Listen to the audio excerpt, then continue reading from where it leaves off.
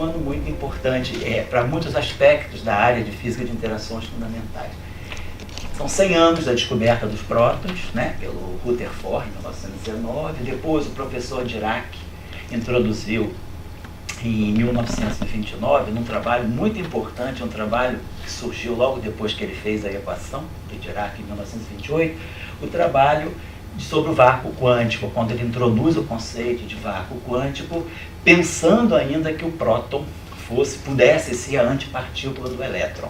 É um trabalho muito bonito chamado Uma Teoria para Elétrons e Prótons. Ele introduz o conceito de vácuo quântico, trabalha um pouco mais o conceito de mar de Dirac. Então são 90 anos, esse ano a gente quis celebrar um pouco, né, essa discussão, porque o vácuo quântico está ligado à constante cosmológica e ele tem muitas implicações também para o próprio modelo padrão e para a física além do modelo padrão. E 50 anos da descoberta experimental dos quarks, né, no SLAC. Então é um ano que, além de falar dos 100 anos de Sobral, obviamente, para vocês aqui deve ser o evento mais importante até. E eu vou tentar fazer nesse seminário aqui, assim, a única equação já está na camiseta, não vou sacrificar ninguém com aqueles lagrangianos, regras de Feynman, gráficos de Feynman, nada disso. Vou colocar as ideias, como as ideias que aparentemente até não estavam muito conectadas, elas todas contribuíram para a gente chegar ao conceito de quark. E como esse conceito ele é bastante anterior à própria proposição oficial em 1964 por Gelman e Zeig. Então, no fundo, o que a gente está buscando é a compreensão cada vez mais elementar da matéria. Então, eu digo que a gente vai do fóton até os quarks, né? Quer dizer, a próprio conceito de fóton já é uma busca de elementaridade na onda eletromagnética. Bom, então a proposta da contribuição vai um pouco nessa direção, contextualizar um pouco o desenvolvimento e colocar justamente a importância do Dirac, do professor Dirac, nessa caminhada, nessa cruzada de compreender a natureza mais elementar da matéria, chegando aos quarks e até mesmo a possíveis precursores dos quarks, que podem ser os singletons e os preons. Também eu acho que é importante falar um pouco assim, de como as ideias foram se concatenando, se entrelaçando e os esforços, né, até chegar mesmo a uma teoria bem formulada, quer dizer, quanto debate. Eu tive muito acesso a material relacionado a isso, porque tendo ficado no grupo do professor Salam por tantos anos, e o nosso mentor lá era o Dirac. A gente teve muita relação com o professor Dirac, não só em cursos durante o doutorado, mas o professor Salam, enquanto ele foi vivo, enquanto o professor Dirac era vivo, ele levava ele lá para a gente conversar com ele, discutir. E eu sempre gostei muito de história, então eu sempre procurei muito assim, tirar dele, né? Ele falava também, né? Apesar de Dirac ter fama de ser muito quieto, né? Quando a gente perguntava, ele respondia. Então a gente conversou bastante assim sobre o histórico, então eu pude ter acesso às correspondências. Também o professor Salam era muito cuidadoso com correspondências que ele tinha, então eu tive acesso a esse material, pude ler mais ou menos as impressões que eram colocadas nas cartas. Então eu acho que é interessante às vezes a gente colocar um pouco os diálogos que levaram, né, à constituição da teoria e os personagens envolvidos, né. Bom, eu diria o seguinte, o marco zero da nossa discussão, claro, pode-se falar de elementaridade voltando para os gregos, né, voltando para os pré-socráticos, mas eu vou começar no século XIX, pensando na questão da luz, né, quando Maxwell, em 1865, introduz, né, na eletrodinâmica clássica, ele consegue ver que as ondas eletromagnéticas, a luz, né, quer dizer, era uma onda eletromagnética. Você sabia que a luz era uma onda já com Fresnel, em 1815. Mas Maxwell mostra que mais do que uma onda, era uma onda de natureza eletromagnética. E aí ele relaciona a velocidade da luz com as constantes eletromagnéticas do vácuo. Aí aqui já é uma coisa importante, que a gente já começa a ver que o vácuo tem algumas propriedades que vão ser compreendidas depois, então, naquele trabalho que eu falei com vocês, trabalho de 29 do Dirac, sobre o vácuo quântico. Bom, a luz, então, tem uma natureza eletromagnética e é uma onda linear. Isso aí também antes do conceito de vácuo quântico. Hoje a gente sabe como os efeitos não lineares também podem ser importantes no eletromagnetismo. Depois vem o Hertz, com os experimentos dele com micro-ondas, que mostram que a previsão teórica do Maxwell estava certo. Então, de fato, ele descobre as ondas eletromagnéticas em laboratório. Então, a gente já começa a perceber que a luz, né, deixa de ser um fenômeno ondulatório geral e a luz passa a ser discutida como algo, é uma onda de natureza elétrica e magnética. Então, tem coisas, vamos dizer, tem estruturas dentro da luz. Tem a estrutura de campo elétrico, tem a estrutura de campo magnético. Depois a gente vai ainda chegar no fóton. Depois, 1897, Maxwell conseguiu escrever, eu acho isso também uma coisa fantástica, né? Que Maxwell conseguiu escrever as equações dele sabendo apenas do conceito macroscópico de carga, mas ele não sabia que havia um portador elementar. Quer dizer, o elétron é descoberto praticamente 32 anos depois que as equações de Maxwell já tinham sido formuladas, né? Então, em 1897, Thomson descobre o elétron, que naquela época era um chamado, pensado que havia essa estrutura, né? esse objeto chamado raios catódicos, né? E aí ele descobre que esses raios catódicos, na verdade, são partículas que têm massa. Em 1892 já tinha, depois, né, um pouco antes, já se tinha uma ideia de que esses objetos eram massivos, e aí com Thomson fica claro que esses raios catódicos são partículas fundamentais, né, portadoras de uma carga fundamental. Então, de novo aí, um conceito de elementaridade. A gente está buscando alguma coisa mais elementar, já se chega a uma partícula. Então, a primeira partícula que é descoberta é o elétron. 1900, a gente já começa um outro caminho de elementaridade. Os experimentos de Max Planck, né, publicados em outubro e dezembro de 1900, sobre a discussão da emissão de radiação por matéria, né, por corpos aquecidos, né?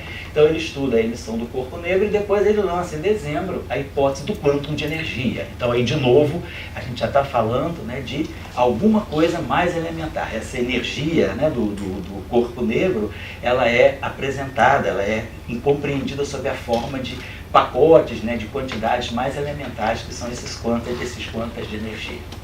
1900 também, um outro evento importante é a descoberta dos raios gama no decaimento do urânio. E aí a gente já passou ao próximo passo, que vem logo depois, é a compreensão de qual é a estrutura, o que pode ser esse HI, né, esse quantum de energia associado ao experimento do corpo negro. 1902 tem um trabalho que é assim, até nos livros de física ele fica um pouquinho meio colateral, que são os trabalhos do Philippe Lenard, né? O Philippe Lenard começa a fazer experimentos, né, sobre o efeito fotoelétrico. E isso aí tem uma consequência interessante. A primeira mulher do professor Einstein, né, a Mileva Maric, ela era aluna do professor Philippe Lenard. E ela levou, e elas faziam, né, tinha todos esses experimentos que o Philippe Lenard estava levantando do efeito fotoelétrico, e havia a necessidade de uma explicação para o que estava acontecendo. Eles tinham os experimentos muito claros, as medidas muito claras, mas não sabiam o fenômeno que estava por trás. E aí a Mileva Maric leva essas discussões para o Einstein. Então isso aí leva, né, a um conceito fundamental que vem logo em seguida, em 1905, com os trabalhos do Einstein. O trabalho do Philippe Lenard mais importante é esse aqui de 1902, né, que é quando ele fala da produção, né, de transformação da luz, né, a produção de elétrons a partir da luz, o que estava acontecendo na verdade. Aí o importante de 1905 é o trabalho do Einstein, não só o trabalho da relatividade especial, mas sobretudo o trabalho do efeito fotoelétrico. São os três trabalhos importantes dele desse ano, né, do movimento browniano, mas aqui também, nesses dois trabalhos aqui, a gente começa a ver a busca da elementaridade. Ele já começa, então, o que Einstein faz agora é mostrar que esses quantas de energia, na verdade, do Max Planck, né, vão dar origem depois ao fóton. Ele ainda não chama de fóton, porque isso fica mais claro mais tarde, quando se descobre que esses quantas de raio de luz, né, esses quantas luminosos, eles vão ter momento. Aqui só tinha, claro, o conceito de energia. Então, com o efeito fotoelétrico, né, simplesmente Einstein diz os quantas de energia do Max Planck são, na verdade, quantas de energia associadas às frequências do campo eletromagnético. E o movimento browniano já é uma coisa importante também, porque Einstein, com o estudo do movimento browniano, ele faz uma primeira medida das dimensões atômicas. Depois, em 1911, 1913, né, o experimento de Rutherford, que é importante, porque aí Rutherford então dá um passo além na discussão da elementaridade. Ele chega ao conceito de núcleo atômico. Até então se pensava aquele famoso modelo de Thomson do átomo, né? Então ele começa a ver que as cargas positivas elas estão concentradas no núcleo, apesar de que ainda não se sabia da existência do próton. Será o Rutherford mais tarde a descobrir o próton, mas ele já começa a entender que a carga positiva está concentrada e os elétrons simplesmente são orbitais. Isso aí inspira Niels Bohr quase que imediatamente a fazer o seu famoso átomo de hidrogênio e publicar os seus 2 trabalhos em 1913, né, o trabalho de julho e o trabalho de setembro, sobre o seu modelo atômico. E aqui, de novo, uma busca de elementaridade. Ele começa a ver que o que é elementar no átomo de hidrogênio já é um momento angular, aquele quantiza o momento angular e não diretamente a energia. O trabalho de Millikan também importante, a medição da carga do elétron. Então o elétron estava nascendo, a primeira partícula. Aqui ainda não se tinha partícula positivamente carregada. Sabia apenas que o núcleo atômico era uma distribuição de cargas positivas, mas não se sabia que houvesse ainda um portador de carga positiva. 1917 tem um trabalho muito importante, que é o trabalho, bom, aqui todo mundo deve praticamente conhecer, que é o trabalho de Einstein de 1917 da constante cosmológica. Aquele trabalho que ele chama de implicações cosmológicas da teoria da relatividade geral, quando ele introduz o conceito de constante cosmológica para fazer o universo estático. Isso é fundamental. Esse trabalho, o professor Dirac dizia que quando ele chegou em Cambridge para estudar, para fazer o doutorado dele em 1923, né, ele começou a ter acesso a essa literatura. Foi a primeira coisa que impressionou ele, foi esse trabalho do Einstein. E esse trabalho foi importante para ele, porque o Dirac sempre foi uma pessoa de buscar aquilo que é mais elementar. E ele achou que esse conceito que Einstein lança, dessa distribuição de energia que se difunde por todo o universo, deveria ter uma origem microscópica. Então, segundo o professor Dirac, ele dizia que esse trabalho foi, vamos dizer, a ignição para todo um processo dele entrar na discussão da mecânica quântica. Então, eu estou colocando isso porque, aparentemente, esse trabalho é um trabalho que diz respeito à astrofísica e cosmologia, mas foi o trabalho que inspirou Dirac, que levou Dirac para a mecânica quântica. Ele sabia, ele colocou que, ele dizia que ele tinha certeza de que essa distribuição de energia da constante cosmológica ela tinha que ter uma origem mais microscópica. Não se sabia direito ainda por quê, porque ele não tinha, isso foi em 1923, 1924, quando ele começou a estudar lá em Cambridge, ele não tinha nem feito a equação dele, que é de 1928. Rutherford, que era o grande perseguidor do Dirac, né?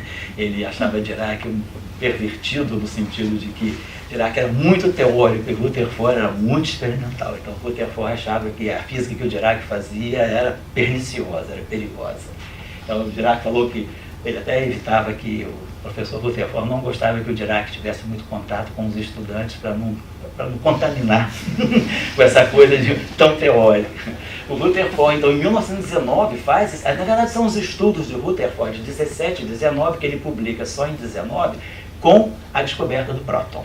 Então ele vai, dentro do núcleo atômico, as cargas positivas, elas não estão continuamente distribuídas, existem portadores de carga positiva, que são os prótons.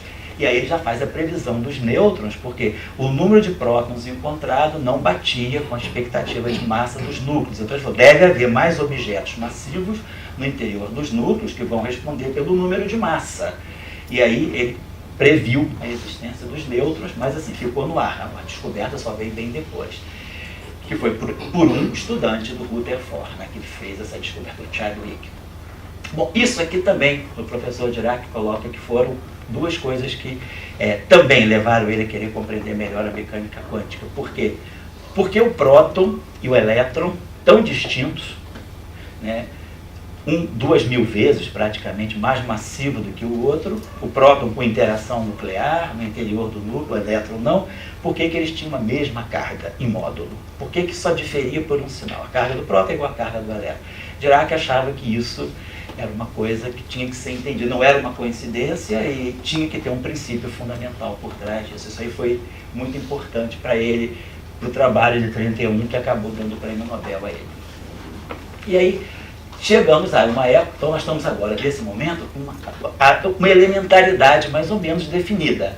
Um portador de carga fundamental, um portador da mesma carga fundamental, mas com um sinal oposto, uma nova partícula, e o fóton, quer dizer, o quanta de luz, que ainda não é fóton. Nós estamos ainda em 1917, 1919, né? Aqui eu gosto de colocar essa peça do Pirandello, é muito interessante, né? Assim é, se te parece. Que, no fundo, a física que está surgindo é assim, é uma física de interpretações, né? É aquilo que você acha que pode ser, você acaba dizendo que é. Foi um pouco assim com Dirac. Dirac, quando lançou o conceito de vácuo quântico, que foi extremamente atacado, né? Depois a gente vai ver os ataques que ele sofreu por parte de Heisenberg, por parte de Pauli, era uma questão de uma interpretação que ele estava dando. A física estava agora chegando a um novo patamar, né? Não era mais aquela física completamente saindo da observação empírica, da coleta de dados. Talvez era uma física que começasse a nascer mais subjetiva. 1922, os experimentos de Compton, que aí definem claramente o fóton agora como uma partícula. Agora pode-se falar no fóton, na verdade ele não introduz ainda o nome fóton aí. Esse nome fóton, na verdade, foi introduzido em 26 por um químico chamado Lewis, e o Compton, no encontro de Solvay de 27, aí ele já faz o trabalho dele, assim, ele populariza mesmo o nome do fóton. Então era os quanta de luz, né? Aí, quer dizer, o que Compton fez com o experimento, o chamado espalhamento Compton, foi mostrar que os quanta de luz também têm momento. Então eles não têm só energia, eles têm momento. E aí se comportam como partículas. Então nasce o conceito da partícula de luz, que logo depois vai se tornar o fóton, né? Então agora nós temos realmente três partículas bem definidas. E é isso aí que foi todo o processo de ignição para o trabalho do Dirac. Uma partícula com carga positiva, mais E. Uma partícula com carga negativa, menos E. E uma partícula com carga 0 vezes E. 1, menos 1 e 0. Esses três números foi o que falou. Dirac falou, tem um mundo aí que a gente tem que compreender. 1924, um trabalho de de Broglie, importante também, né? Por causa da discussão dualidade-partícula, onda-corpúsculo, onda-matéria, né? Também já sinalizando na direção da elementaridade, quer dizer, alguma onda ela vai corresponder à partícula. 25, então, é quando praticamente a mecânica quântica atinge o seu clímax, né? Está tudo pronto para ela ser colocada. O trabalho do Uhlenbeck e Goldsmith, de 1925, quando eles propõem o conceito de um spin para o elétron. Então o elétron agora deixa de ter só massa e carga, ele tem um atributo novo, ligado à constante de Planck, ligado ao H, que é o spin, e trato também os trabalhos então, de Heisenberg, do Max Born e do Pascual Jordan, quando eles lançam a ideia então, de uma mecânica matricial para poder tentar dar uma luz, né, sobre todos esses experimentos, esses fenômenos que estavam vinham sendo descobertos há 25 anos. Então, eu acho esse livro aqui fantástico, é o livro do professor Tomonaga, chamado A História do Spin.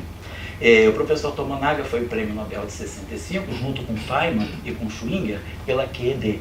E esse livro é espetacular, é um livro bom até a gente levar para meninos assim, que estão fazendo pré-iniciação científica no ensino médio. Eu tenho usado ele bastante. Ele divide em 12 capítulos esse livro, são 12 aulas que ele deu sobre todo o histórico, na verdade, da mecânica quântica. Ele pega, na verdade, ele começa em 1913, com o modelo atômico de Bohr. E ele vai até 25, quando culmina com o conceito de spin, e aí ele dá todo o histórico, né, de desenvolvimento da mecânica quântica, toda a discussão daquelas séries espectrais que eram propostas e que ninguém sabia o que estava acontecendo para ter aquelas raias espectrais, até que o conceito de spin, né, de Uhlenbeck e Goldsmith apareceu. Então esse livro aqui é muito instrutivo, é muito interessante, ele coloca a cabeça da gente bem organizadinha, historicamente, do que estava acontecendo. 25, então, é quando a mecânica quântica ela é instaurada. Aqui tem, eu diria assim, um trabalho meio de arqueologia, porque foi, no fundo, o que aconteceu. Você tinha três elementos fundamentais da natureza, o elétron, o próton e o fóton. E você quer compreender todo o universo a partir desses três, vamos dizer, desses três achados arqueológicos. É um pouco assim que funciona a física de partículas, né? Porque você são partículas aqui e ali, e você começa a tentar reconstruir alguma dinâmica muito mais ampla a partir desses 3 objetos que você está vendo. Foi assim que nasceu o modelo padrão. E aqui, a partir dessas 3 partículas, pôde-se construir toda uma história muito mais complexa, como a gente vai ver agora, né, na discussão, até chegar aos quarks, né? Bom, 25, então, foi o ano chave, porque Dirac tinha chegado em Cambridge aos 23 anos, em 1924, na verdade, e ele se depara, em julho, Heisenberg vai a Cambridge e apresenta o seminário da mecânica matricial. O orientador do Dirac, o professor Fowler, jogou para o Dirac, falou, o verão está chegando, você pega isso aqui, pega os escritos que o Heisenberg me deixou e tenta compreender isso, porque o próprio Heisenberg dizia que ele mesmo não tinha controle do trabalho dele sobre a mecânica matricial, em que ele faz uma ginástica danada para mostrar que a posição na mecânica quântica é uma matriz, ele coloca índices e tenta dar uma interpretação. Ele tinha uma intuição do que ele estava fazendo, mas ele não sabia por que estava funcionando. Dirac, então, pega esses trabalhos, pega esses escritos em 1925, em agosto, e em novembro ele já apresenta o primeiro trabalho dele. Em novembro de 25, ele substitui a mecânica matricial de Heisenberg pelos chamados Q-numbers, os números quânticos. Dirac diz, essa era um pouco a ideia do Dirac. Dirac, ele sempre dizia, a gente não deve levar os problemas para a matemática. A gente deve trazer a matemática para os problemas. A gente deve inventar matemática para resolver os nossos problemas. Ele sempre dizia isso. Inventa a matemática que vai dar tudo certo. Então ele tentou trazer novos números que não mais comutavam, substituir as matrizes de Heisenberg, substituir a formulação matricial, muito mais elegante, muito mais simples, e deu conta de tudo que o Heisenberg, o Max Born e o Pascual Jordan estavam tentando fazer. Logo em 26, logo em seguida, né, em maio de 26, o Dirac apresenta a tese dele, chamada mecânica quântica. A tese, em poucos meses ele fez tudo isso. Eu tenho os rascunhos, a gente tinha lá em Trieste, ficou conosco, os rascunhos da tese de doutorado dele, eu tenho em xerox. E é interessante a gente ver toda a construção, sabe aquela marginália que ele colocava, escrito, do que fazer, como interpretar. É um material muito rico, porque você está tendo acesso, é como se eu estivesse, sei lá, vendo Beethoven compor uma sinfonia e dizer, por que eu estou botando isso, não aquilo, né? É um trabalho bonito, e a gente vê as dúvidas dele, hoje a gente diria, mas é tão simples, né? Mas naquela época era um desbravador. Então é um trabalho interessante que ele faz, a tese de doutorado dele é simples, é uma tese assim, bem curta, né? O Dirac também gostava de fazer frases curtas, ele sempre dizia, nunca faça uma frase sem saber como ela vai terminar. Faça frases curtas para a gente não se enrolar. Então, uma frase assim, muito telegráfica, a tese é bastante telegráfica, mas ele elucida bem os princípios que ele coloca para interpretar as medidas na mecânica quântica, a discussão dos operadores hermitianos. Então, ele faz esse trabalho aqui já em cima, né? Mas o que ele coloca para nós, o que ele colocava para nós é que o que ele estava perseguindo, na verdade, era a compreensão por que o próton tem a mesma carga que o elétron. Essa era a questão. Dirac era uma pessoa interessante por isso. Ele é muito conhecido, parece um físico matemático, ele sempre diz, não, nunca fui físico matemático, eu sou físico teórico. Mas tudo que ele fez foi sempre baseado em argumentação física muito simples. Ele procurava a coisa mais simples possível e tentava dar uma descrição matemática. Ele buscava construir toda uma matemática em cima daquela descrição de um aspecto físico simples. O que motivou Dirac a fazer mecânica quântica, ele dizia, 1 menos 1 e 0. A carga do próton é mais E, a carga do elétron é menos E e a carga do fóton é 0 E. Não é à toa que essa carga está sendo quantizada. Por que a natureza está replicando cargas em múltiplos dessa grandeza E? Essa era a questão dele. Foi a questão dele a vida toda. Ele morreu tentando compreender o elétron. Dirac foi um homem que tentou ir até o fundo, até o final da vida dele, compreender o que era o elétron e não conseguiu terminar, mas deixou nas suas últimas passagens por Trieste algumas questões que estão começando a ser reconsideradas agora a partir de 2013. Bom, aqui são os trabalhos que ele gostava muito, que é a teoria das transformações, que é o trabalho da mecânica quântica dele, é o que ele extrai da tese de doutorado dele. Bom, então, Dirac começa a construir um mundo virtual a partir da mecânica quântica. 26 tem a equação de Schrödinger. Schrödinger escreve a equação dele, a equação de onda na mecânica quântica. Heisenberg faz o princípio da incerteza. E, basicamente, o que é importante aqui, nesse período, né, estou colocando aqui, de 28, é quando Dirac faz a fusão da mecânica quântica com a relatividade especial. Até então, eram duas áreas da física que iam caminhando, cada uma dentro do seu mundo. Dirac, então, percebe que o que Pauli não tinha conseguido fazer, né, logo após logo após o trabalho de... Estou passando para trás, tá certo. Logo após o trabalho de Schrödinger, de 27, eu não coloquei aqui, mas o Pauli introduz o spin na equação de Schrödinger, a famosa chamada equação de Pauli, que é a equação não relativística para o spin. O que Dirac tenta fazer é dar uma construção relativística. Ele fala, a equação de Pauli e a equação de Schrödinger são equações não relativísticas. Então vamos tentar agora juntar a mecânica quântica com a relatividade e ver se a gente consegue dar uma descrição mais completa para o elétron. O que ele faz então nesses dois trabalhos, um de janeiro e o outro de fevereiro de 28, que são os dois trabalhos da mecânica quântica, da equação de Dirac, da mecânica quântica relativística. E aí ele, com isso, chega, né, à discussão das soluções de energia negativa, que ele interpreta como a possibilidade de descrever alguma coisa na natureza, que ele ainda não sabia o que era, até que no trabalho de 29, né, ele faz esse trabalho em que como ele conhecia partículas de energia de carga positiva, né, que era o próton, e a partícula de carga negativa, que era o elétron, ele tenta estender a equação de Schrödinger, que foi de Dirac, que foi originalmente escrita para o elétron, ele passa para o próton, diz, o próton também é uma partícula de spin meio, só tem uma massa diferente, mas ele pode ser descrito também pela mesma equação. E ele faz uma teoria, esse trabalho aqui, chamado uma teoria para elétrons e prótons. E ele introduz, então, o conceito do vácuo quântico. Ele faz isso para poder interpretar o próton como talvez a carga positiva correspondendo às soluções de energia negativa. Ele fala, eu tenho duas classes de soluções da equação, energia negativa e energia positiva. A de energia positiva, ok, estão descrevendo os elétrons normais, os elétrons que estão caminhando com sua energia positiva. Então, elétron livre com energia positiva. Será que essas soluções de energia negativa não poderiam, de alguma forma, estar descrevendo as outras partículas que existem na natureza, que são os prótons? Será que eu não consigo unificar elétrons e prótons pela equação? Foi uma questão que ele relutou um pouco de levar muito à frente por causa da diferença de massa. Ele tinha uma percepção de que a massa do próton sendo muito mais alta do que a do elétron, alguma coisa estava errada com essa interpretação. Mas aí ele encontrou, em 1929, teve uma discussão muito importante com o Hermann Weyl.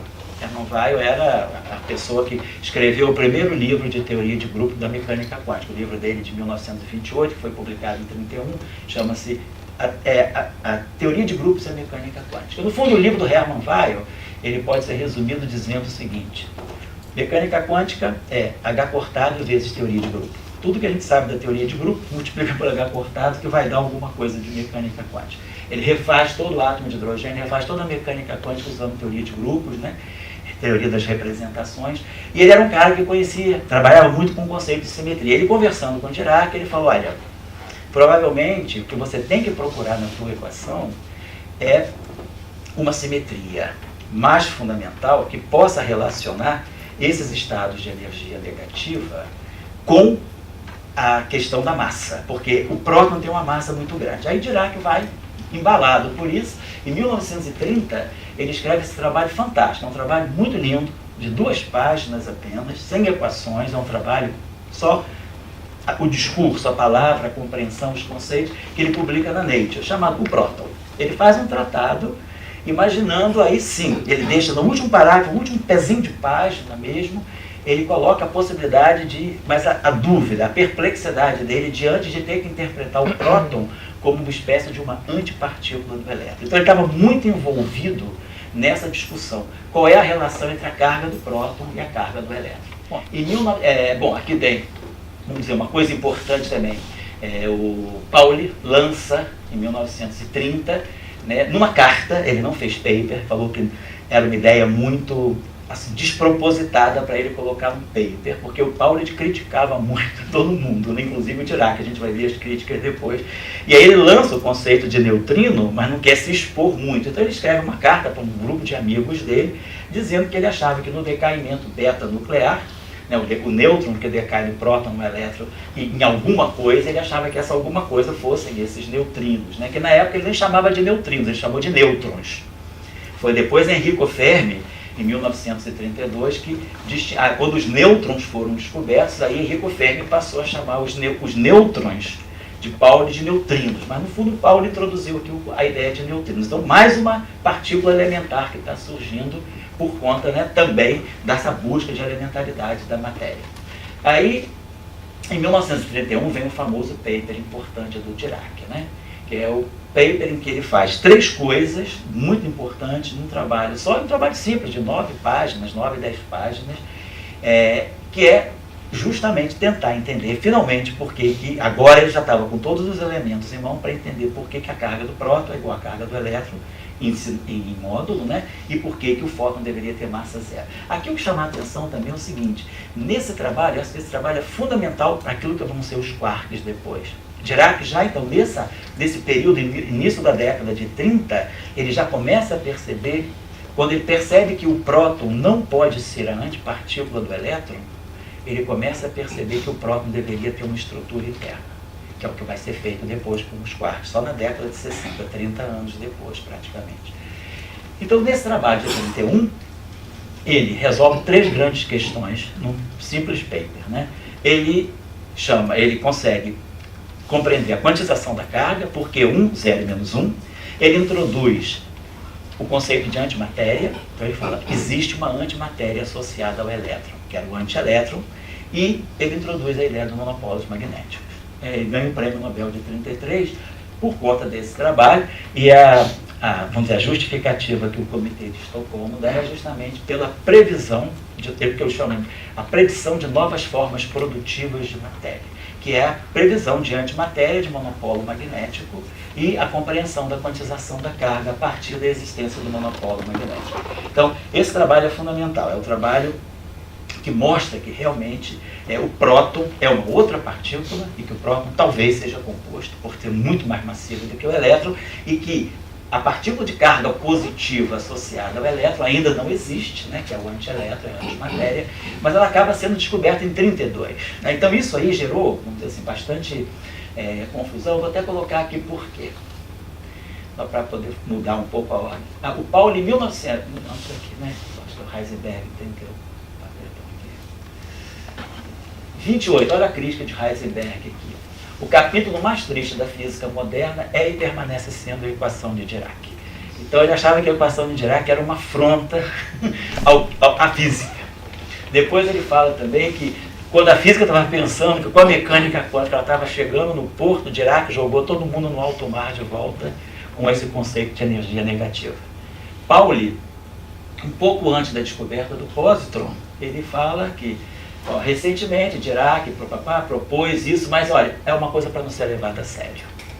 Então a gente vê que o Dirac estava recebendo, o conceito que ele lançou era um conceito muito fora de propósito para a época, né? Era um conceito que estava gerando muita discussão, polêmica mesmo, né?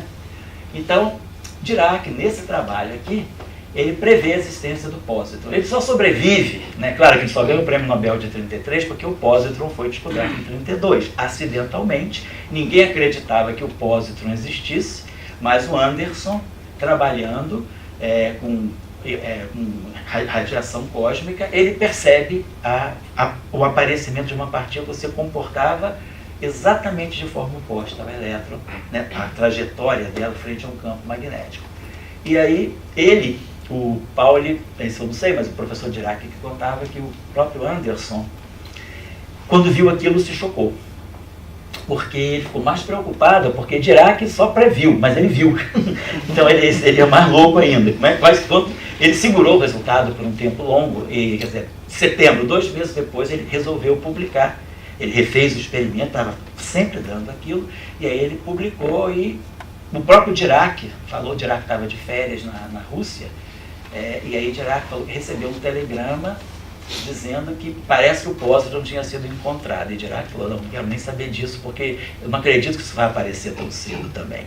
Dirac não acreditava que... Ele achava que era simplesmente uma interpretação, nem ele tinha certeza de que aquilo tudo era verdade. Ele levou 3 anos para engolir o pósitron, mais tempo do que a própria comunidade. Ele falou, só 3 anos depois é que a ficha realmente, vamos dizer, caiu assim, né?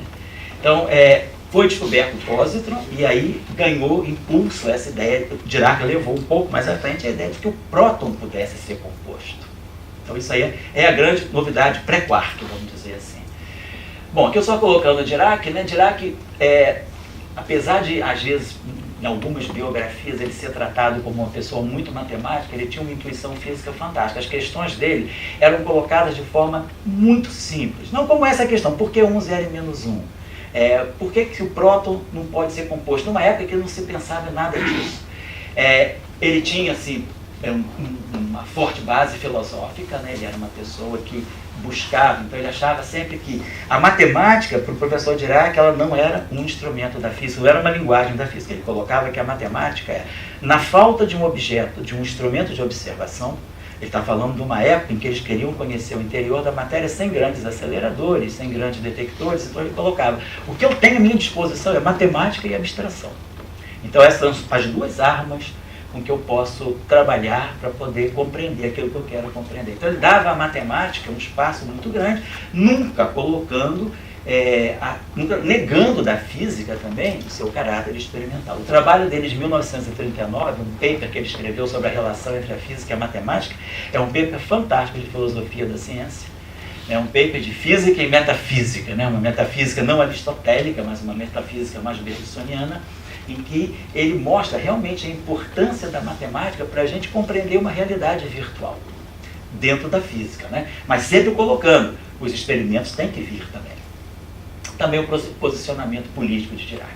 Acho que é importante a gente ver que às vezes o posicionamento político de uma pessoa pode influenciar toda uma comunidade. A física japonesa se beneficiou profundamente do posicionamento político de Dirac. Dirac foi uma pessoa que optou pela União Soviética, a relação forte dele era com a União Soviética e com o Japão. E ele levou, inspirou físicos como Yukawa, que ganhou o Prêmio Nobel no Japão, e Tomonaga, também Prêmio Nobel, por conta, né, daquilo que ele trouxe de novidade, né, para uma física que ainda era muito tradicional no Japão. Então, pelo posicionamento dele, assim, a relação forte dele com a ex-União Soviética, ele pôde influenciar fortemente o Japão. A relação de Dirac com a matemática fica muito clara aqui. Ele fala, Dirac colocado, nesse trabalho aqui, que é a relação entre a matemática e a física, que foi publicado nesses Proceedings da Royal Society de Edimburgo, em 1939, é um trabalho de, acho que são talvez umas 12 páginas, assim, também, são um trabalho de filosofia mesmo. Muito interessante, ele coloca que é importantíssimo a ciência buscar também a estética. Ele dizia que o método científico ele tem que ter como ingrediente fundamental a beleza também. Ele achava que construir belas equações, construir belas teorias era um aspecto importante. Eu me lembro que a gente tinha às vezes, né, quando ele estava lá, obviamente, aqui deixa eu colocar essa frase no paper dele, que ele fala assim, ó, o físico, né, no seu estudo dos fenômenos naturais, ele pode seguir 2 métodos, né? O método da coleta de dados, o método empírico, e o método do raciocínio, da raciocínio matemático, né? O primeiro é a coleção de dados. O segundo é aquele método que permite você inferir resultados sobre experimentos que ainda não foram feitos. Que é quando Dirac começa, né, a lançar, vamos dizer assim, é o precursor da ideia de que você vai produzir resultados teóricos e esperar que os aceleradores venham a ser construídos. Então isso aqui está bem claro no trabalho dele, e ele coloca bem claro isso, né, que a gente precisa não ficar levando o problema para a matemática, mas trazendo nova matemática para os nossos problemas.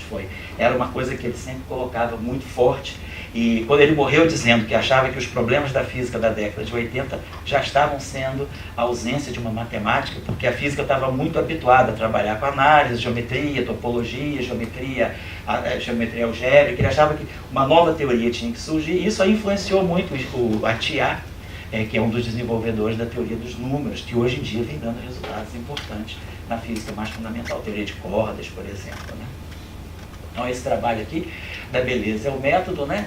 É muito interessante. Em seguida a gente vê uma forte componente, também ele tinha uma influência muito grande do estruturalismo de Bakhtin, né, devido à influência que ele teve de filósofos da ex-União Soviética, ele trouxe isso para a física dele. Bom, então, o fato de Dirac ter resistido, né, a esses ataques de grandes nomes da física da época, Dirac, lembra, em 1928 Dirac tinha apenas 25 anos, 26 anos. Você receber um ataque desse tipo, dizer que você está deturpando a física de toda uma época por conta de um trabalho que você faz, não é fácil de resistir, a não ser que você tenha uma convicção filosófica muito forte, né? Ele acreditava mais na filosofia dele do que nas próprias equações. Ele achava que quando o pósitron foi descoberto, ele achava que talvez o pósitron ele fosse viver sempre assim como uma coisa meio virtual e que ele não pudesse nunca ver a ser descoberta. Ele nunca esperava que a descoberta fosse ser tão rápida. Crítica de Pauli, já falei. Então, o filósofo Dirac e o estilista Dirac, eles estão nesses três trabalhos aqui. Esses três trabalhos são fundamentais. Esse trabalho aqui é a ciência, né, a ciência física e a filosofia, publicado no Nature. É um trabalho pequenininho também, tudo Dirac é pequenininho, 2 páginas. Esse trabalho é 1,5 páginas, na verdade. Mas ele diz tanta coisa nessa página meia que a gente pode levar anos para tentar acompanhar tudo. E aí, 32, como eu falei, o pósitron aparece. 32 é descoberto o nêutron também, finalmente o estudante do Rutherford descobre o nêutron, e aí a gente começa agora essa nova escalada que Dirac lançou. Igor Tamm, que foi o primeiro russo a ganhar um prêmio Nobel, o prêmio Nobel dele é de 58, pelo efeito Cherenkov. Igor Tamm se tornou um grande amigo do Dirac. E ele era praticamente antipartícula do Dirac. Tudo que Dirac tinha de tímido, o Igor Tamm tinha de expansivo, de risonho, de gritalhão. Era um cara super alegre, né? Como a mulher do Dirac também era. A mulher do Dirac era fantástica. A senhora Marguerite era uma simpatia. Ela era irmã do Wigner. Era uma pessoa super amigável. Poxa, era uma pessoa... Era assim, uma fada de pessoa. E Dirac é aquele jeitinho dele, né? O Tamm, então, era o cara que empurrou o Dirac para a União Soviética, influenciou as ideias do Dirac, e o Igor Tamm e o Yukawa escrevem esse trabalho, que são os precursores do Meson Pim. Na verdade, quem levou o crédito foi o Yukawa, porque o trabalho do Igor Tamm é o trabalho anterior ao do Yukawa. E, na verdade, o Yukawa é que configura, ele pega o resultado do Tamm, dá o crédito ao Tamm, obviamente, mas ele que configura a previsão de novas partículas, os mesotrons, e isso aí influenciado por Dirac. Dirac está presente nesse momento, porque Dirac, quando ele lança a ideia, a precursora da existência de antimatéria, ele abriu a porta para que as pessoas começassem também, através de seus trabalhos, prever novas partículas. Ele achava que deveriam existir na natureza muitas novas partículas.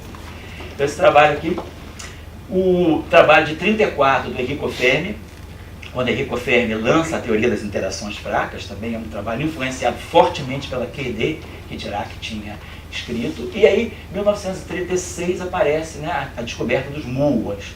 E aí, em 1938, a gente termina assim. Teve um grande encontro em Varsóvia, em 1938, chamado Novas Teorias da Física. E aí, as partículas conhecidas ou previstas na época eram essas aqui: o elétron e o pósitron, já encontrado, o próton, o antipróton previsto, mas ainda não encontrado, o fóton, que já se conhecia, o nêutron, o antinêutron ainda não descoberto, o mu mais, o mu menos, descobertos em 36, e os mesons pi previstos, só foram descobertos no final da década de 40, inclusive com participação do César Latte. E os neutrinos previstos em 1930, e só começaram a aparecer, o primeiro neutrino só é detectado em 56. Então, essa era a lista de partículas conhecidas ou previstas no final imediatamente antes da guerra. Esse encontro aqui foi organizado justamente porque se sabia que viria uma grande guerra, e se reuniu todas as cabeças da época, todos os grandes físicos da época estiveram presentes nesse encontro, e os anais desse encontro foram publicados em 39, mas não foram distribuídos. Eles só foram reencontrados 26 anos depois, em 1964, nos porões de uma pequena biblioteca na França, em Paris. E aí foi muito interessante, porque em 64 tinha passado toda a década de 50, e já estava iniciando a década de 60, e se viu o que as pessoas estavam discutindo nesses trabalhos aqui. Tinha um trabalho fantástico do Oscar Klein aqui, sobre uma teoria de tudo, sobre a teoria de grande unificação da época. O Oscar Klein escreveu uma teoria que unificava todas essas partículas através de 4 interações e 5 dimensões. Então, foi um encontro muito interessante. No pós-guerra, então, a gente tem esses resultados importantes para compreender a elementaridade da matéria. Claro, esses trabalhos do Feynman, Tomonaga e do Schwinger, que levaram à formulação da QED, Dirac já tinha formulado uma QED, mas esses autores aqui colocam a QED numa visão mais chamada covariante. E eles ganham o Prêmio Nobel de 65, né, pelos vários trabalhos que eles fizeram. Tomonaga, na verdade, começou esses trabalhos antes ainda do Schwinger e do Feynman, nos Estados Unidos. Tomonaga era japonês e influenciado justamente pelos trabalhos do Dirac, pelos resultados do Dirac, ele já começa a publicar os trabalhos fundamentais da QED em 46. Em 54 surgem as teorias de Yang-Mills-Shaw. Então é a década da descoberta agora de partículas hadrônicas, né, das partículas subnucleares. Além do próton, do nêutron, dos mesons pi, que tinham sido descobertos no final da década de 40, começam a aparecer novas partículas, chamadas de partículas estranhas, estranhas porque eram partículas de interação nuclear, mas que tinham um tempo de vida mais longo. Então, e elas apareciam de forma abundante, duravam muito, muito mais do que a escala de tempo usual da física nuclear. Então, elas chamavam de partículas estranhas. E introduziu-se, inclusive, esse conceito de estranheza na física nuclear de partículas, né? Na física de partículas elementares da época. Então, a elementaridade agora, ela vai em duas frentes. Olhar a elementaridade do ponto de vista das interações fortes e das interações fracas. Então, mas aí, o que é elementar agora? O que é elementar agora também se agrega, né, a essa lista, se agregam a essa lista aqui as partículas novas que estavam sendo descobertas na década de 50, essas partículas de interação forte, né? 61 sai esse trabalho fantástico do Gell-Mann e do Niemann, separadamente. São dois autores que publicam independentemente, né? E o que eles chamam de Eightfold Way. Gell-Mann, na verdade, chama de Eightfold Way. É que eles começam a entender que essas partículas subnucleares, elas começam a aparecer em famílias. O próton e o nêutron se juntam a mais 6 partículas e formam um octete. Depois os mesons pi se juntam a 5 outras partículas e formam outro octete. Então, o que eles começam a perceber é que existem octetes, por isso que é o Eightfold Way, existem octetes de partículas que começam a compartilhar propriedades do ponto de vista nuclear e começam a ter diferenças de massa pequenas que pudessem induzir a existência de uma nova simetria no mundo da física nuclear. Que é a simetria que eles chamaram de simetria SO3 de Sabor. Então, porque SO3, o que 3 tem a ver com 8? Do ponto de vista da teoria de grupos, né, a simetria, o grupo de simetria SO3, ele tem representações de dimensão 8, além de outras, né? Aqui eu até coloquei.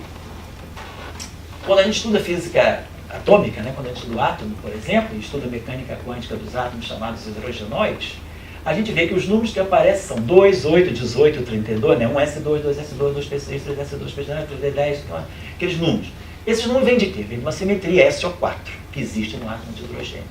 Agora a gente tem um análogo. Só que na física de partículas, né, na física nuclear, não é o SO4, mas é um SO3, um grupo unitário tridimensional de 3x3, que dá origem a esse Eightfold Way. E os números que aparecem são 3, 8, 10, 15. E aí a gente começa. Tem octetes dessas partículas aqui. Aqui tem menos partículas, porque eu não estou considerando o sinal mais e menos de algumas delas. Então aqui são 8 partículas, próton, nêutron, sigma mais, sigma zero, sigma menos, que se mais, que se menos, lambda zero. E aqui é pi mais, pi menos, pi zero, kappa mais, kappa menos, kappa zero barrado, rho e eta. Então aqui nós temos esse octete de mesos. Então isso aqui começa a mostrar para nós que tem uma elementaridade mais sutil no mundo da física nuclear, que é uma elementaridade ligada ao grupo SO3. Mas ainda aqui não se fala de composição, ainda que o próton e o nêutron são partículas elementares, fundamentais. 63, Dirac retorna. Dirac nunca parou, mas 63 ele faz um trabalho que a física desconhece, não reconhece e desconhece, que ele publica então no Journal of Mathematical Physics, que é um trabalho em que ele volta então ao projeto inicial de vida dele, que era relacionar a constante cosmológica com a mecânica quântica.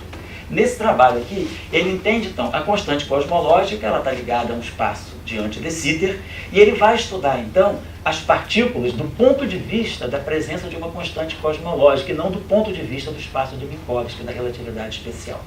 E aí ele chega a um conceito completamente novo. Ele começa a perceber que o elétron pode ser composto, que as partículas ditas elementares podem ser compostas, prótons, etc. E ele chega ao conceito de uma partícula, ele introduz um conceito de um objeto chamado singleton. como sendo o constituinte mais fundamental da matéria. Ele diz que por trás de qualquer matéria tem que ter um conjunto de singletons. E esses singletons sofrem um mecanismo de confinamento. No nosso espaço-tempo, no nosso mundo, nós não conseguimos ver os singletons, porque eles são sempre partículas confinadas. Isso ele está já antecipando até o confinamento de quarks, que aparece só na década de 70. Mas isso tudo aqui não em uma teoria dinâmica, ele tem aqui uma descrição muito baseada no conceito de simetria e nas representações unitárias do grupo de antidescida. Mas eu acho que é um trabalho muito importante no sentido de que ele abre uma discussão que depois vai ser revista sob uma nova forma, mas ele traz esse conceito, que ele chega a esse conceito radical. A elementaridade radical do Dirac está no singleton.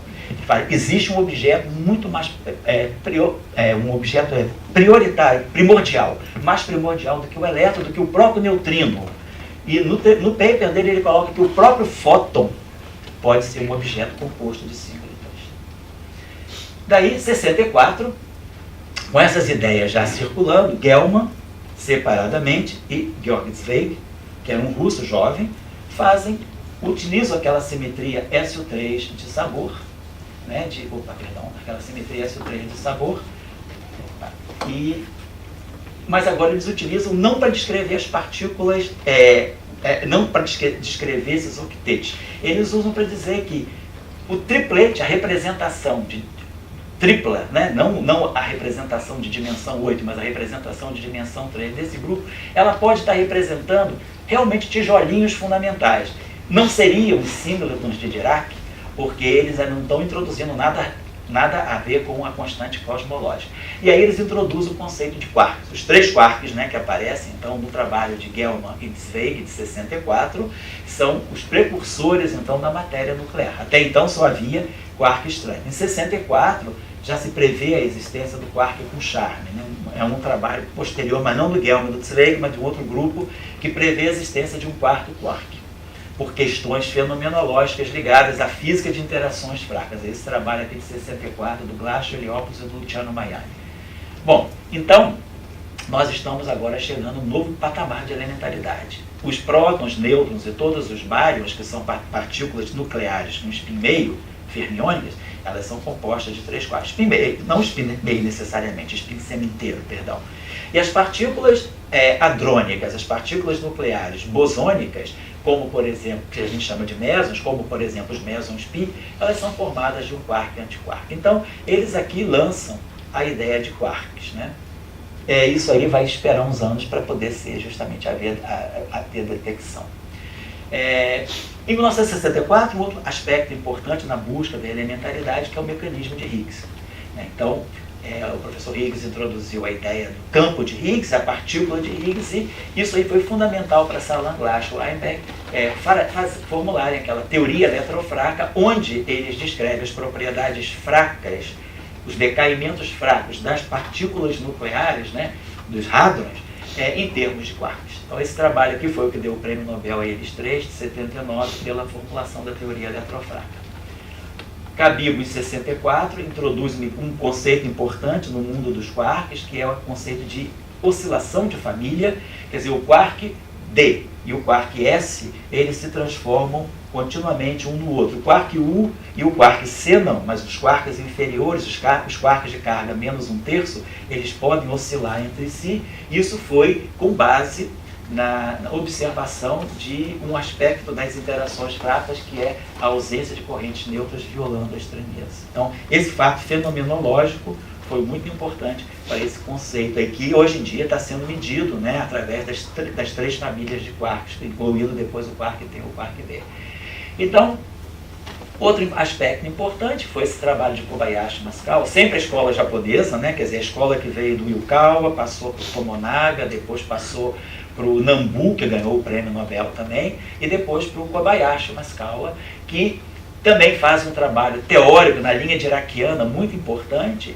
Eles dizem que alguns resultados experimentais da física de interações fracas que foram detectados, né, que foram obtidos na década de 60, 64 mais ou menos, eles só caberiam se houvesse uma terceira família de quarks. Nós estamos num momento em que nem a segunda família tinha sido completamente descoberta. Até então, em 69, o que que tinha sido descoberto nos experimentos do SLAC foram os quarks U e D, e o quark S, perdão. Em 64 tinha sido previsto, mas ainda não detectado, o quark com charme. Em 72, por argumentação justamente da forma diraquiana, deixa a matemática te levar. A matemática vai te levar, era um pouco um pensamento diraquiano. Dirac era muito pitagórico, né? Ele dizia, a natureza é a matemática. Então tudo que a matemática fizer, deixa ela te levar até o final, e lá no final você interpreta. O que eles interpretaram é que, para esse experimento aqui, que era verdadeiro, né? Para esse experimento aqui poder ter lugar dentro da física de interações fracas, era preciso que existisse uma terceira família de quarks. Eles introduziram isso com base num teorema fundamental da álgebra linear sobre as chamadas transformações biunitárias. E aí, eles preveem uma terceira família de quarks. Bom, a segunda família começa a ser descoberta em 74. Em 74, descobre-se o quark com charme. 74, deixa eu voltar aqui, que eu acho que eu nem coloquei isso aqui. Já estou quase acabando, tá? Então, 74 descobre-se a família do charme. Depois, 78, começa a aparecer a terceira família, o quark B é detectado em 78, e depois o quark, o top, né, é detectado em 95. Então, aqui de novo a gente vê a realização dessa ideia, né, da importância da matemática e do conceito de simetria na compreensão da elementaridade da matéria. Os quarks todos, na verdade, todos os 6 quarks, as 3 famílias, foram previstas teoricamente muito antes da descoberta. A descoberta só começou a ser feita em 69, nos experimentos do SLAC, que agora justamente a gente está comemorando os 50 anos da descoberta dos trabalhos de 68 e 69, mas a publicação que dá origem, realmente, que configura, que confirma experimentalmente a existência dos quarks, é o trabalho de 69.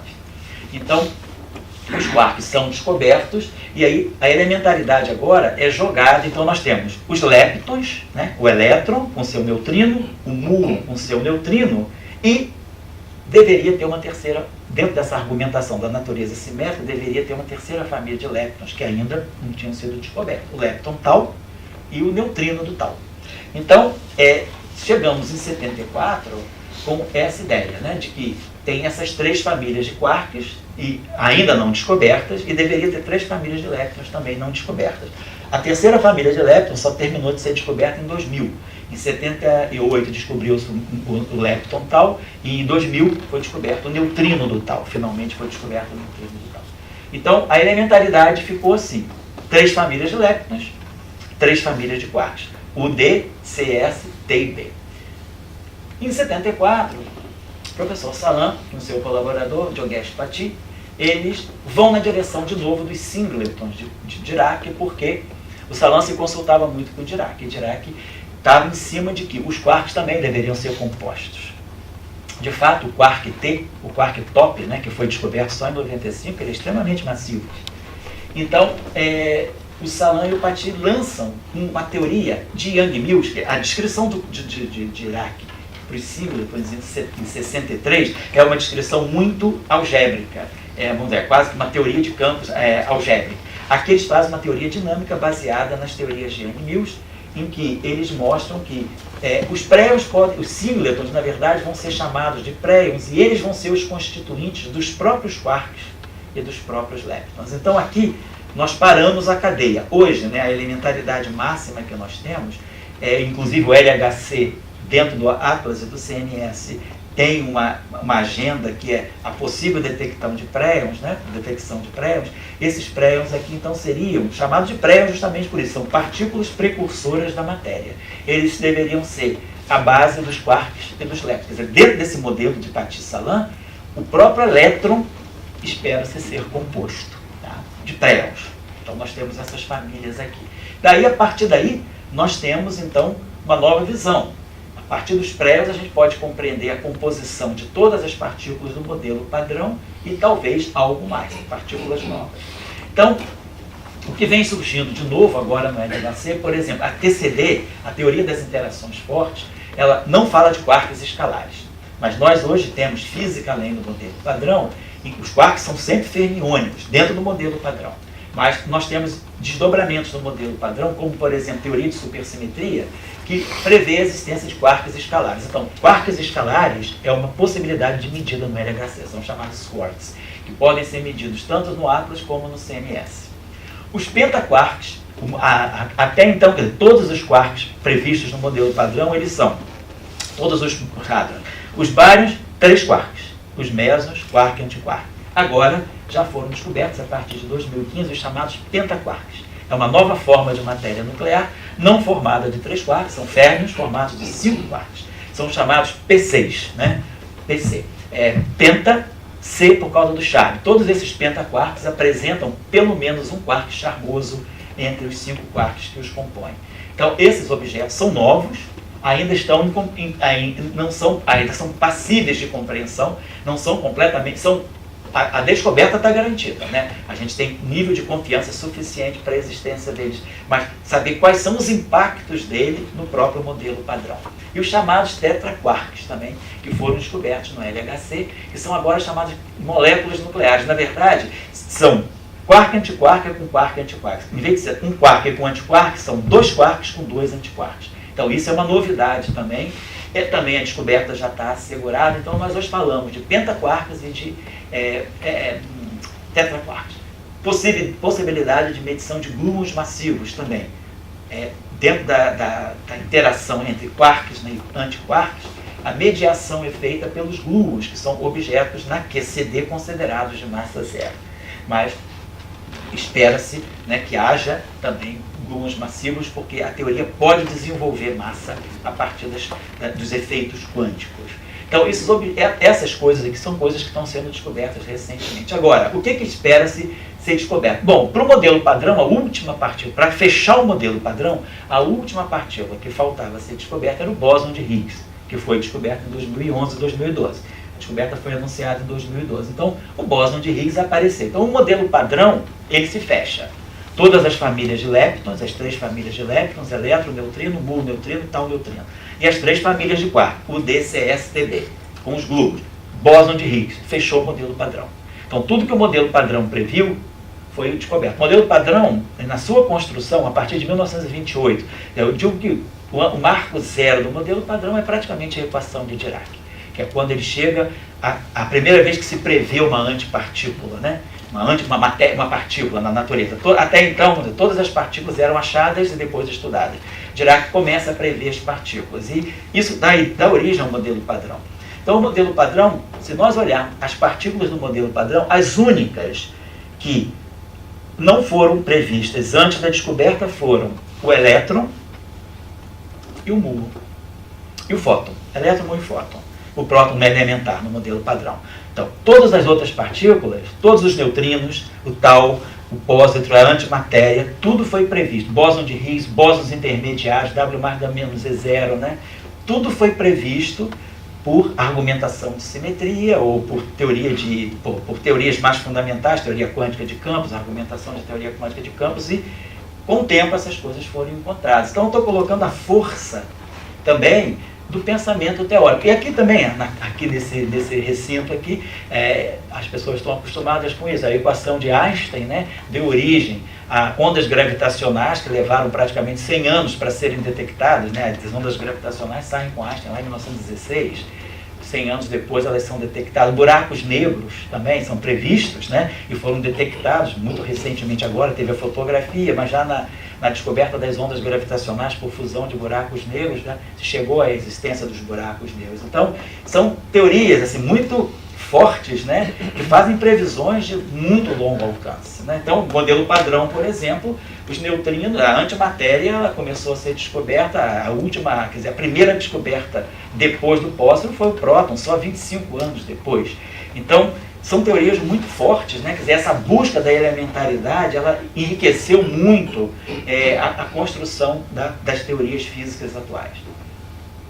Bom, eu acho que por aqui a gente fica basicamente isso aqui. Então, eu diria que, assim, o que está se por medir hoje, o que está por medir hoje?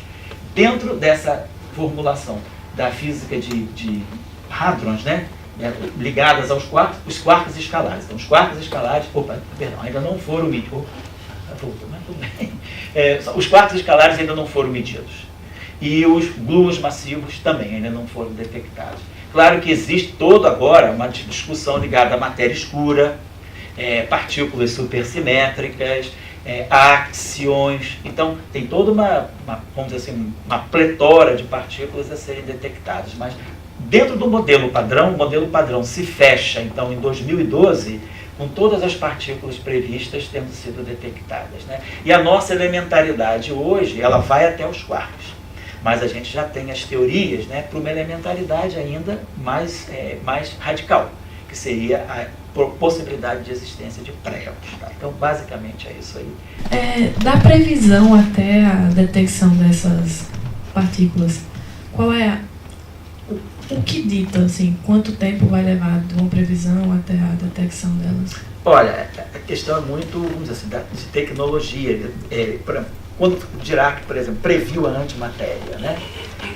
Ele mesmo, quer dizer, quando ele previu o antielétron, vamos dizer, em 1931, ele mesmo não tinha, ele achava que era uma questão de décadas para ser medido, porque ele achava que ia ter preciso construir uma máquina que a partícula não ia aparecer por acaso, vamos dizer assim. Então, por acaso, Anderson, trabalhando com raios cósmicos, ele detecta o pósitron. Isso foi um acidente, porque os pósitrons são produzidos nessas cascatas, né? Agora, por exemplo, o bóson de Higgs. Bóson de Higgs, ou neutrinos. Vamos imaginar, os neutrinos que Pauli previu em 1930. O neutrino, ele tem, hoje a gente sabe que ele tem uma massa pequeníssima, né? Mas quando ele foi previsto, os neutrinos foram previstos com massa zero. Massa zero, sem carga. Não interage fortemente. Não interage eletromagneticamente. Só tem interação fraca. Então, como você vai detectar um neutrino? Dificuldade grande de detecção. Então, você tinha que construir algum tipo de máquina nova, acelerador, detector muito sensível. Então, você sabia que, por exemplo, para os neutrinos, se eles viessem a existir realmente, a dúvida é, fez-se física de neutrinos por 25 anos sem neutrino. Você trabalhou supondo a existência deles, até que eles aparecem em 56, praticamente 26 anos depois.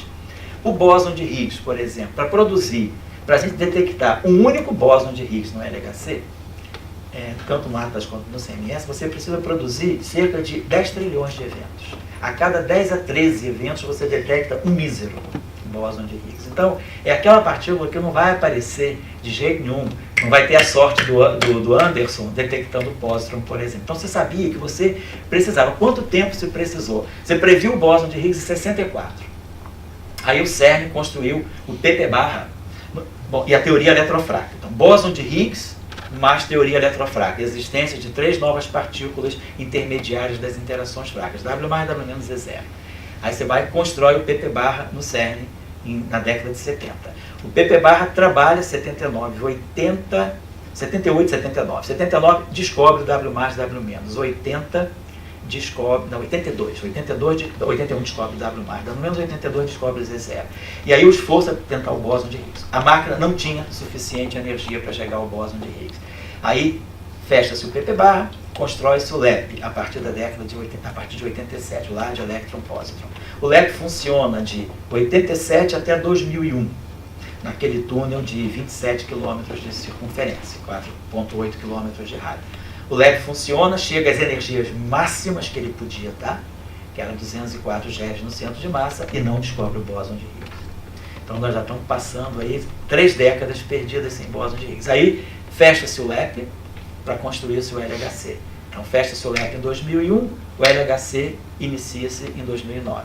Aí você inicia com o LHC, com as colaborações do LHC. Em 2011 você já tem os primeiros resultados dando o bóson de Higgs. Em 2012 é anunciado o bóson de Higgs. Então, já se sabia que o Fermilab também tentou, o Fermilab lá em Chicago, também com pp-barra, tentou medir o bóson de Higgs, não conseguiu. Então você sabia que o bóson de Higgs, se ele existisse, aí nessas quase 5 décadas, com praticamente 48 anos esperando por ele, se desenvolveu também muitas outras, se foram feitos muitos outros desenvolvimentos em física, imaginando que o bóson de Higgs não existisse. Então, vamos tentar alternativas ao bóson de Higgs. Então, se sabia que ia demorar muito. Então, às vezes, no momento agora, o que nós estamos esperando medir no LHC? Provavelmente, as partículas supersimétricas. Uma delas, né, os chamados neutralinos, podem ser parte da matéria escura. Então você espera também no LHC medir candidatos à matéria escura. Mas basicamente as partículas previstas pela supersimetria, os quarks escalares, os leptons escalares, deve existir um parceiro escalar do elétron, um parceiro escalar do neutrino. Esses objetos estão todos ainda esperando detecção. Espera-se que até 2030 o LHC possa vir detectá-las. Se o LHC não conseguir detectar isso até 2030, tem que entrar em operação uma nova máquina. E aí a ideia é alternar. Você faz máquina de próton, ou antipróton, próton, para descobrir. Essas máquinas são muito robustas. Então, geralmente, assim, a ideia da física de aceleradores é essa. Você primeiro constrói uma máquina de prótons para fazer descoberta. Por quê? Você tem mais energia disponível, você pode produzir mais eventos. Do momento que as descobertas são feitas, você precisa refinar as descobertas. Aí você usa uma máquina de elétrons e pósitrons. Então, foi assim, o PP Barra descobriu o W mais W menos é zero, mas não descobriu o bóson de Higgs. Aí constrói-se o LEP, que é uma máquina de elétrons e pósitrons. Aí você refinou, conseguiu fazer testes de precisão muito mais altos do modelo padrão. Aí trabalhou com elétron pósitron, mas não tem energia suficiente para descobrir o bóson de Higgs. Aí você vai constrói uma outra máquina de próton. Agora não é mais próton antipróton, mas é próton-próton, LHC. Aí você descobre o bóson de Higgs. Agora você tem um monte de partículas para ser descoberto. As partículas supersimétricas, objetos relacionados à matéria escura e outras coisas, monopolos magnéticos. São 7 colaborações hoje tentando buscar coisas na nova dimensão, a quinta dimensão. Bom, aí você espera essa máquina fazer descobertas. Se essas descobertas forem feitas, o que você vai fazer na década de 30? Construir uma nova máquina leptônica. Ou ou elétron-pósitron, se fala hoje até de mu mais, mu menos, que é uma máquina mais complicada de se construir. Mas é o chamado NLC, será o New Lepton Collider, quer dizer, espera-se que depois dessas descobertas você faça uma nova máquina para apurar. Mas então, o que você sabe é que você precisa de décadas. Talvez nem nesses aceleradores a gente consiga descobrir. Talvez as descobertas possam ser feitas até por meio da astrofísica, porque hoje esse campo da astroparticles, né, está se desenvolvendo muito e ele é uma alternativa grande aos aceleradores terrestres, porque a gente é limitado em energia. A gente consegue hoje chegar aos 13 TeVs do LHC, a partir de 2021, chegar aos 14 TeVs, né, e com a luminosidade mais ampla, mais alta, e campo magnético máximo, para ver o que o LHC consegue trabalhar no seu limite extremo. Então é questão de décadas, você nunca espera. Dirac teve muita sorte até de não ser banido da física por causa da descoberta praticamente acidental do pósitron. Se o pósitron não tivesse sido descoberto em 32, talvez Dirac não tivesse nem fundo, ele dava as aulinhas dele lá, ia ser considerado, sabe, aquele cara, né, barra de ferramenta, ele minimiza ele, que ele não tem nada a dizer, né?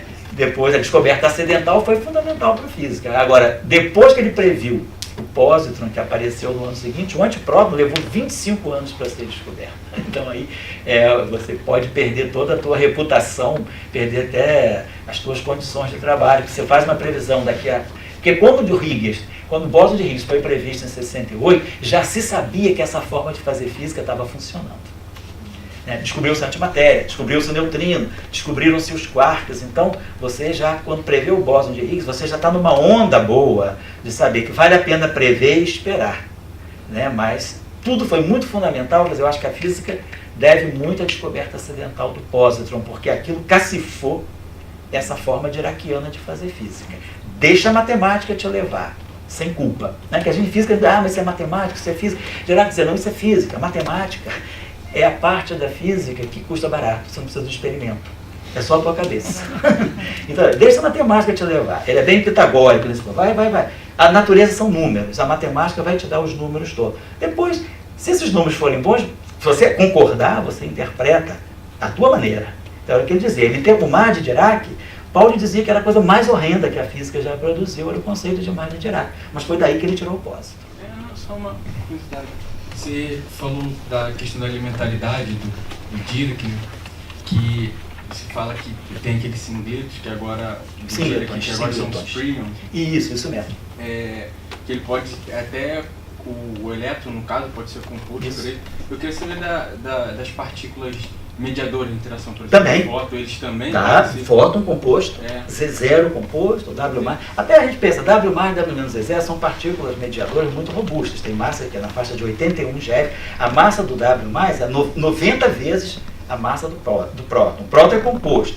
A massa do Z0 também é 90 e poucas vezes maior do que a massa do próton e do nêutron. Então, o quark top, né? O quark top, ele tem praticamente 180 vezes mais massivo do que o próton. Um quark, 180 vezes mais massivo do que o próprio próton. Então você espera que esses objetos possam ser realmente compostos. Deve ter alguma estrutura mais elementar, que é o que também está se tentando medir no LHC, a existência de assim chamados leptons fundamentais. Podem ser que sejam leptons fundamentais, esses pré-éons, que vão compor, inclusive o elétron, o fóton, tudo que está no modelo padrão pode ser composto de pré-éons. O Higgs, por exemplo, né?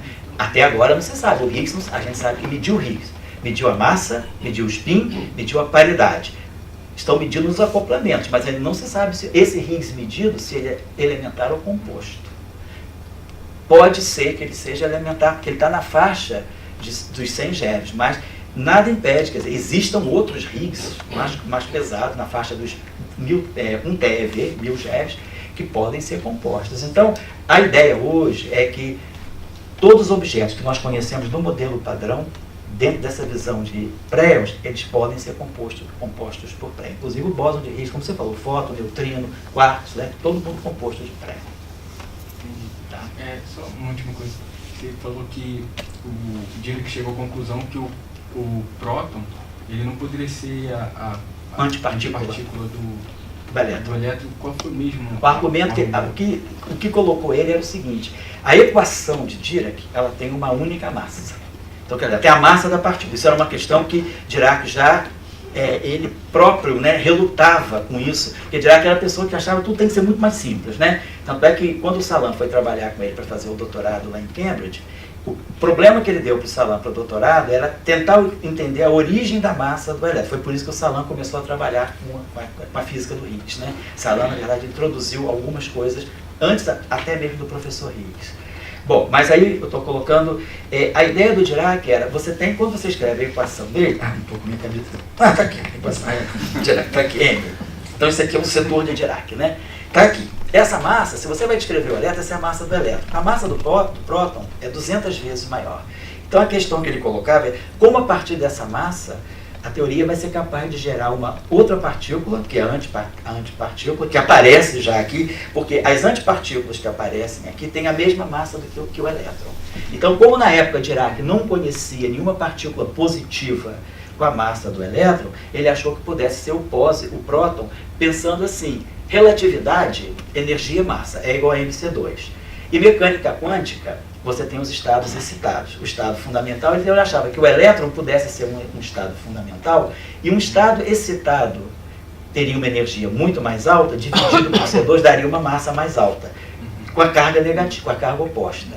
Mas aí ele viu que isso aí não tinha base, nenhuma simetria da equação dele. Quando Weyl se encontra com ele em 29, Weyl falou: cara, procura, garimpa, que deve ter uma simetria. Aí Dirac começou a garimpar. Aí ele descobriu que sem mexer nessa massa, ele tem a simetria de conjugação de carga. Que aí ele mostra que as soluções de energia negativa, que têm a mesma massa que o elétron, elas podem ser interpretadas como novas partículas com carga positiva e energia positiva, que ele chama de antielétron, que é o pósitron. Então, foi com base na simetria. O que atordoava ele era a diferença gigantesca de massa entre o próton e o elétron, que é 2.000 vezes, o fator de diferença é cerca de 2.000 vezes. Então, ele estava muito assim, perplexo de colocar isso. Aí o Weyl deu um empurrão, falou: não, tem uma simetria aí, procura que você vai achar. E ele achou a simetria de conjugação de carga.